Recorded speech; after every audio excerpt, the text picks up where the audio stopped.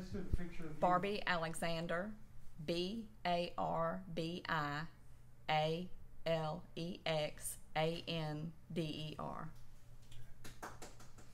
Did I pass? Yeah. Tommy Parker for Vicksburg Daily News. Joining me is Barbie Alexander. Barbie, you've been very familiar with the Caring Shirts program. Please tell me what it's meant to you. Well, see, it was August 2019.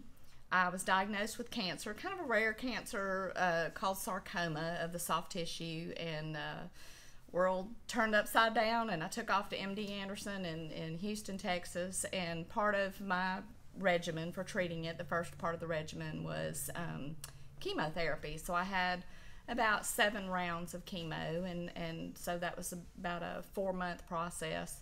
And so this lovely lady that I know, Catherine Oldenburg, at our church, Bovina Baptist Church, had started a ministry, of all things, around the time of the COVID pandemic, called Caring Shirts. And so she sent me 3 shirts, and I was able to use them while I was getting my chemotherapy.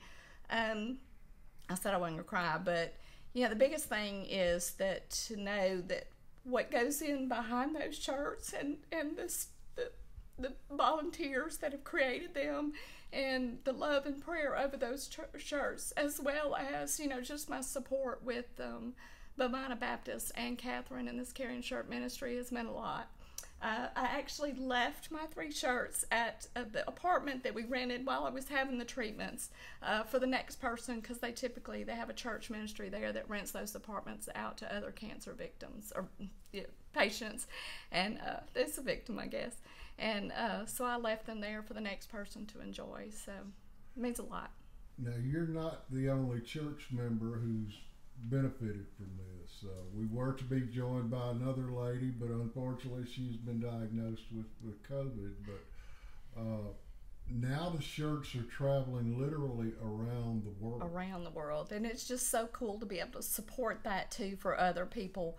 It's amazing what she's been able to do. And I remember about the time that she was making the shirts when I was diagnosed, she was really trying to figure out the best way to produce them and what works better and things like that. And we were having trouble getting supplies, and we were trying to back with donations and things like that. So unfortunately, I think it was her granddaughter was what kind of spurred it.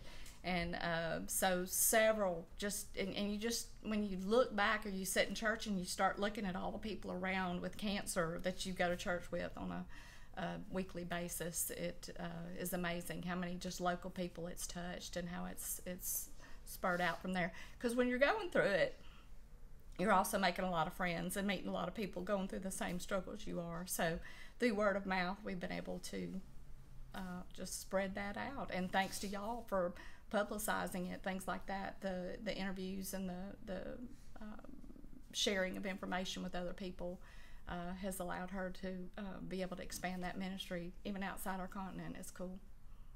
Well, we're certainly glad to be a small part of it. Like I said, I was able to go over last year twice and watch the process, and it is quite the process. Yes.